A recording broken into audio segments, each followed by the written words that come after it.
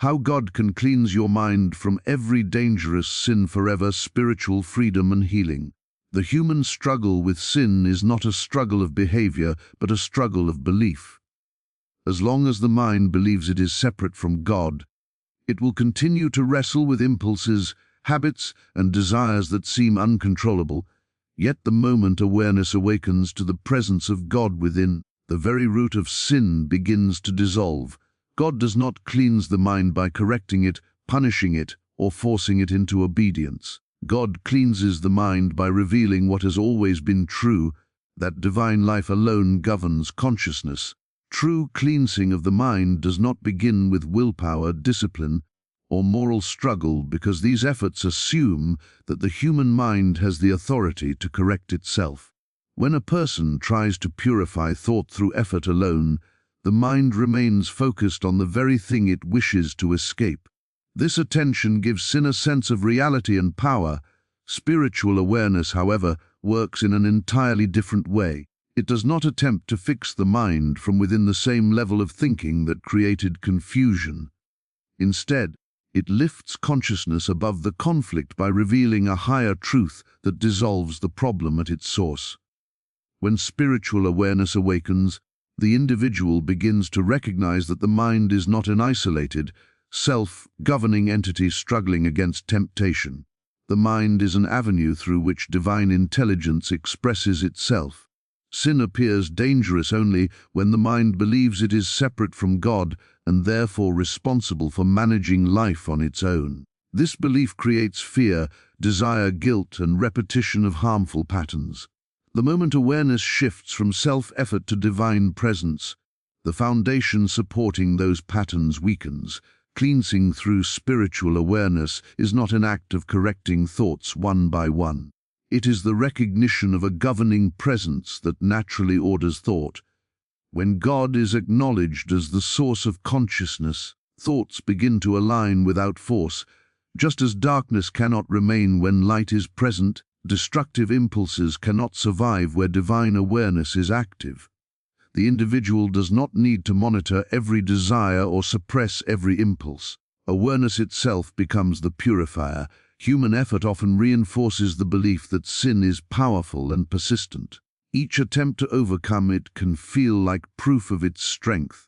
Spiritual awareness reverses this perception by revealing that sin has no life of its own.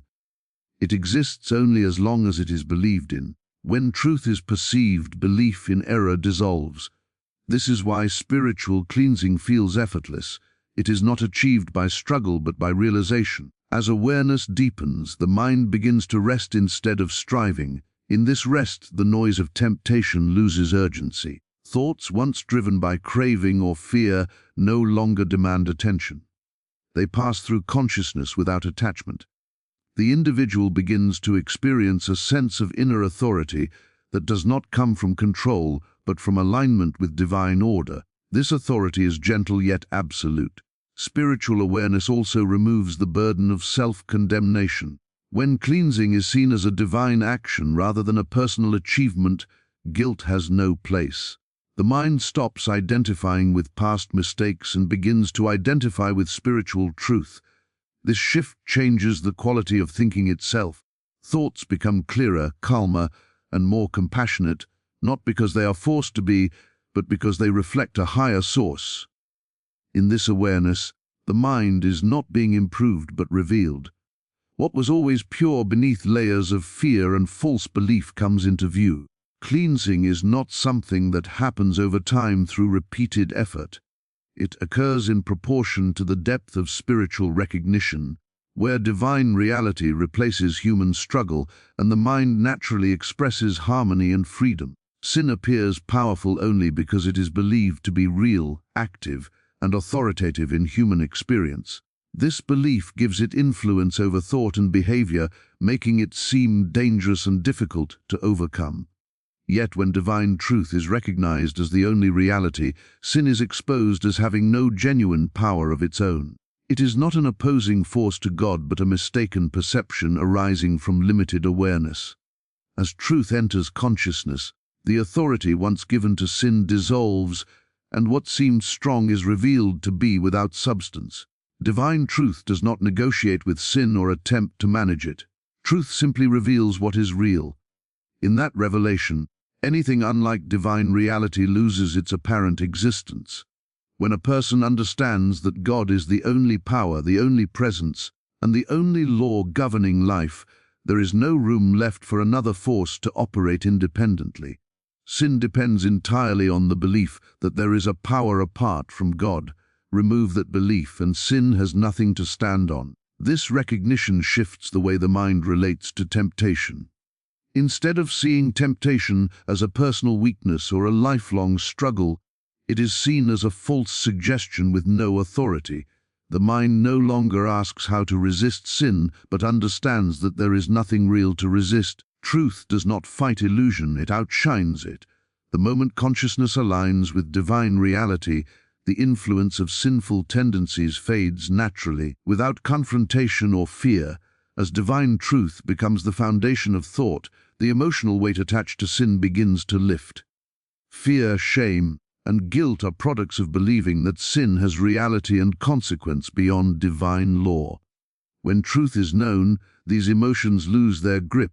The mind no longer carries the burden of self-judgment because it recognizes that what is real about the individual has never been touched by error. This recognition brings a deep sense of inner peace and stability. Recognizing divine truth also changes the sense of identity. Sin holds power only as long as a person identifies as a flawed, separated being struggling to become pure. When identity shifts to the understanding that life is an expression of divine reality, sin is no longer personal. It is seen as something external to true being, something that cannot define or control the individual. This shift breaks the cycle of repetition that often accompanies destructive habits. The dissolving of sin through truth is not temporary because truth does not fluctuate. Once the mind rests on what is real, there is no need to return to old patterns. The attraction loses its appeal because it no longer promises fulfillment. Divine reality satisfies the deeper hunger of the soul, leaving no space for substitutes that once seemed necessary. In this understanding, freedom is not achieved through constant vigilance, but through clarity. The mind remains free because it stands on truth rather than effort. Sin loses power not through suppression but through exposure, as divine reality replaces false belief and the individual lives from a consciousness governed by what is eternally true. Temptation feels powerful only when it is approached as an enemy that must be confronted and defeated. The moment the mind enters into conflict with temptation, it gives it importance and energy. Resistance creates tension, and tension keeps desire alive. The spiritual approach is entirely different. God's presence does not engage in struggle because divine presence knows no opposing power. When the awareness of God fills consciousness, temptation does not need to be resisted. It loses its attraction and dissolves on its own. God's presence operates through fullness, not denial. Temptation arises from a sense of lack, an inner belief that something is missing and must be supplied through harmful or destructive means. When the mind becomes aware of divine presence, that sense of lack disappears, the heart feels complete, satisfied, and at rest. In that state, temptation has nothing to offer. Desire fades not because it is forbidden, but because it no longer promises fulfillment. Fighting temptation keeps the mind focused on the object of struggle. Even rejection acknowledges its reality. Divine presence shifts attention away from the temptation and toward truth. As awareness rests in God, the mind naturally becomes quiet. Thoughts that once demanded attention lose urgency. They pass without engaging emotion or action. This is not suppression but transcendence. The mind rises above the level where temptation operates. God's presence also changes the quality of consciousness. Instead of reacting to impulses, the mind becomes responsive to inner guidance. There is a gentle authority that comes from spiritual awareness, an authority that does not shout or command but quietly governs. In this governance, impulses are no longer in control. They are recognized as passing suggestions rather than directives that must be obeyed. Temptation often feels persistent because it feeds on memory and anticipation. The mind replays past experiences or imagines future satisfaction. God's presence anchors consciousness in the present moment, where divine life is active. In this present awareness, there is no past regret or future craving. There is only the calm assurance of spiritual completeness. This presence breaks the cycle that keeps temptation repeating. As divine presence becomes familiar, the individual stops measuring progress by victories and failures. There is no longer a sense of winning or losing. There is simply a growing stability. Temptation may appear, but it no longer disturbs the inner state. Without emotional reaction, it cannot root itself in thought. What once seemed overpowering becomes irrelevant. This freedom feels effortless because it does not depend on personal strength. It is the natural result of alignment with divine reality. God's presence does not remove temptation by force. It removes the belief system that gave temptation meaning. When consciousness is filled with spiritual awareness, there is no inner conflict, no suppression, and no fear. Temptation dissolves because the mind is no longer divided, and divine harmony quietly governs every thought and impulse. The healing of the mind does not occur through constant activity, analysis, or effort, but through a deep inner stillness where the noise of personal thinking quiets down. This stillness is not emptiness or passivity. It is a state of spiritual receptivity in which the mind stops trying to manage life and becomes open to divine order. When the mind rests in this stillness, it steps out of confusion, fear, and compulsive thought patterns, allowing healing to take place naturally. Most mental struggle comes from the belief that the mind must always be busy solving problems, correcting itself, or guarding against failure. This activity creates tension and keeps the mind trapped in cycles of worry and desire. Spiritual stillness interrupts this cycle. In stillness, the mind releases its grip on control and allows a higher intelligence to govern. This surrender is not weakness but wisdom, because it acknowledges a source greater than human reasoning. When the mind enters spiritual stillness, it becomes less reactive. Thoughts no longer rush forward demanding immediate response. Emotional triggers lose their intensity. The mind gains space, and in that space clarity begins to emerge. What once felt overwhelming is seen more calmly, without distortion. Healing occurs because the mind is no longer feeding harmful patterns with attention and emotion. Stillness also reveals the difference between true guidance and mental noise. In the absence of constant thinking, a quiet sense of direction becomes noticeable. This guidance does not argue or pressure, it gently leads the mind toward balance and peace. As this guidance is trusted, destructive habits begin to lose their hold. The mind is no longer driven by impulse but shaped by inner wisdom. Resting in stillness does not mean withdrawing from life. It means approaching life from a centered awareness rather than from stress or fear. Actions taken from stillness are more deliberate and less reactive. The mind no longer seeks escape through harmful behaviors because it has found a deeper place of rest within. This rest satisfies the need that harmful habits once tried to fulfill. Spiritual stillness also softens self-judgment. When the mind is quiet, it is less inclined to replay mistakes or anticipate failure. Guilt and shame fade because they depend on repetitive thinking. In stillness, the present moment becomes enough. The mind experiences acceptance rather than condemnation, which allows healing to deepen. Over time, this resting state becomes more natural. The mind learns that it does not need constant stimulation or control to function effectively.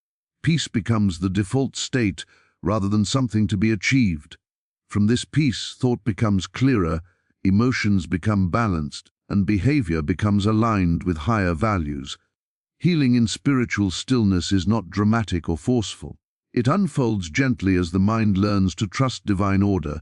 In this resting awareness, the inner turmoil that once fueled destructive patterns loses its energy, and the mind is restored to harmony through quiet surrender to a presence that has always been guiding it. The mind finds healing not by escaping its problems but by ceasing to wrestle with them. When it learns to rest, something deeper than thought takes over. This rest is not sleep, distraction, or withdrawal from responsibility. It is a conscious settling into an inner awareness where the pressure to think, judge, and control is released. In this resting awareness, the mind is no longer the source of its own direction, but becomes an instrument through which divine intelligence flows. Much of mental suffering is sustained by constant inner dialogue. The mind talks itself into fear, temptation, regret, and desire by endlessly revisiting the same thoughts. Spiritual rest interrupts this cycle. When the mind becomes still, it stops feeding these patterns. Without attention, harmful thoughts weaken. They do not need to be argued with or replaced. They fade because they are no longer supported by mental energy. In this resting state, the mind begins to experience safety. Many destructive habits arise from a need to escape discomfort or inattention. Stillness removes the discomfort at its root. The mind feels held, supported, and secure without needing external relief. This sense of inner security reduces the pull toward behaviors that once seemed necessary for survival or comfort. Resting in spiritual stillness also restores balance to emotions. When the mind is constantly active, emotions become exaggerated and unstable. Stillness allows emotions to settle. They pass through consciousness without overwhelming it. The individual no longer identifies with every emotional wave. This distance brings clarity and self-control without effort. As the mind rests, it becomes more receptive to truth. Insight arises spontaneously, not through analysis but through awareness. Solutions appear without strain. Decisions become simpler. The mind is no longer confused by competing thoughts because it is aligned with a deeper order. This alignment brings a sense of rightness that guides behavior naturally. Stillness also dissolves the illusion of urgency that drives many harmful actions. The feeling that something must be satisfied immediately loses its grip. In rest, time slows down.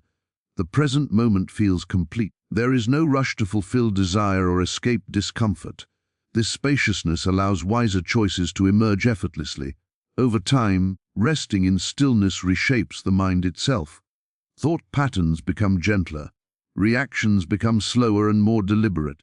The mind learns that peace is not something to be earned but something to return to.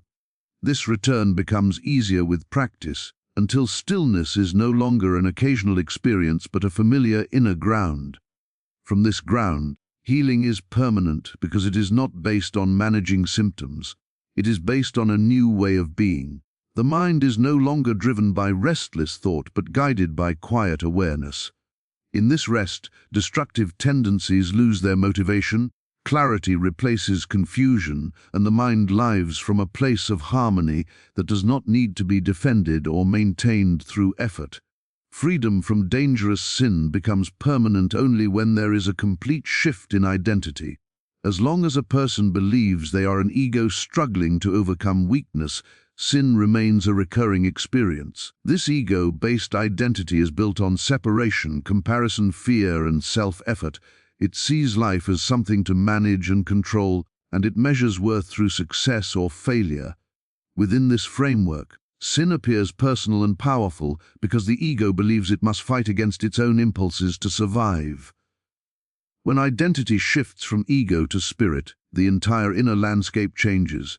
The individual no longer sees themselves as a flawed human trying to become spiritual, but as a spiritual being expressing itself through human experience. This change removes the personal drama surrounding sin. What once felt like an internal enemy is recognized as a false suggestion that never belonged to true identity. Sin loses its emotional charge because it is no longer tied to self-definition. The ego thrives on struggle. It defines itself through effort, resistance, and achievement. Each attempt to conquer sin strengthens the ego's sense of importance and reinforces the belief that sin is real and formidable. Spiritual identity dissolves this cycle. Spirit does not struggle to be pure. Purity is its nature. When the mind accepts this, it stops trying to achieve what already is. This acceptance brings deep inner stability. With spiritual identity, attention shifts away from monitoring behavior and toward awareness of being. The mind no longer watches itself for failure. It rests in the understanding that divine life governs expression. From this resting awareness, thoughts and actions align naturally with higher values. Discipline becomes unnecessary because harmony is no longer imposed but expressed. This shift also ends the cycle of guilt and repetition. Ego-based identity feeds on guilt, using it as motivation for improvement. Yet guilt keeps the mind anchored to past mistakes and strengthens the sense of separation. Spiritual identity releases guilt by recognizing that the true self was never corrupted. This recognition breaks the emotional bond that keeps destructive patterns repeating. Permanent freedom arises because the source of behavior has changed. Actions no longer arise from fear, craving, or self-protection, but from a sense of inner fullness. Dangerous sin loses its appeal because it no longer serves a purpose. There is nothing to escape and nothing to prove. The mind is not seeking validation or relief through harmful means. As this identity becomes established, temptation may still appear, but it feels distant and impersonal. It no longer speaks in the voice of self. Without identification, it cannot take root. The individual observes it without engagement, and it passes without consequence. This is why freedom becomes lasting. It is not maintained by vigilance or effort, but by truth lived as identity. When the ego-centered sense of self dissolves and spiritual identity takes its place, sin has no reference point within consciousness. Life flows from a deeper source, and expression remains aligned with purity, not because of restraint, but because the mind now knows who it truly is.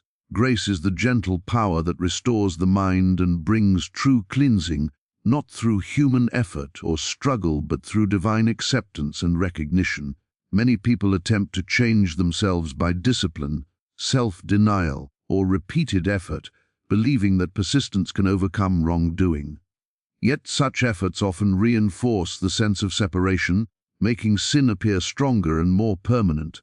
Grace operates differently. It does not battle sin, it does not force improvement, and it does not demand proof of worthiness. Instead, grace quietly enters consciousness and reveals that the mind has always been capable of purity, that nothing real in the self has ever been tainted, and that healing is not an achievement but a recognition.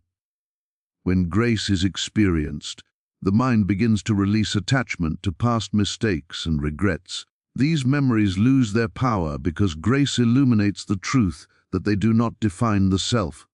Guilt, shame, and self-condemnation no longer govern thought because they rely on the belief that the self is flawed and separate from the divine. Grace replaces this belief with awareness of inherent wholeness.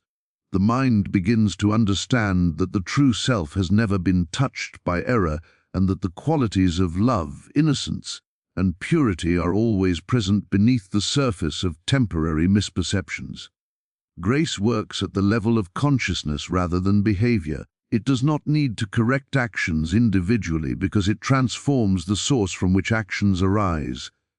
When the mind rests in grace, destructive impulses lose their meaning and appeal. They have no foundation in truth, and without attention or belief, they naturally fade. Grace creates a fertile inner environment where thoughts and desires spontaneously align with divine order, not through effort, but through natural expression of the underlying reality. Healing through grace also brings freedom from fear. Fear thrives on the sense of separation and the belief that the mind must defend itself or secure fulfillment through limited means. Grace dissolves this belief by reminding consciousness that all life is governed by a loving and intelligent presence, and that nothing can harm what is truly of God. With this understanding, the mind is liberated from the anxiety that fuels sin and destructive patterns. Moreover, grace restores innocence without judgment. It does not demand that the mind prove itself worthy before healing can occur. Instead, it reveals that worthiness is inherent, that spiritual integrity is not earned but recognized. This recognition allows the mind to experience true freedom. Thoughts, choices, and actions flow naturally from a place of harmony, and there is no longer a struggle to maintain virtue or suppress wrongdoing. As grace deepens, the mind becomes steady and unwavering. It no longer wavers between desire and restraint, guilt and aspiration. Grace provides a constant foundation, a source of inner purity that is permanent and unshakable. This is why spiritual freedom and healing are lasting.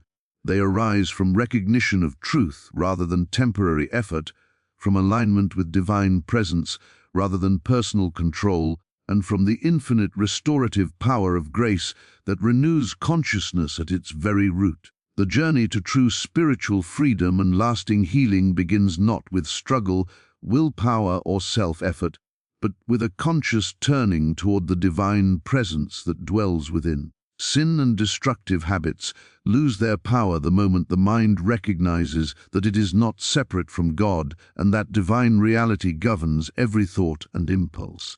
Freedom arises naturally when awareness rests in stillness, when identity shifts from ego to spirit, and when grace restores the mind to its inherent purity.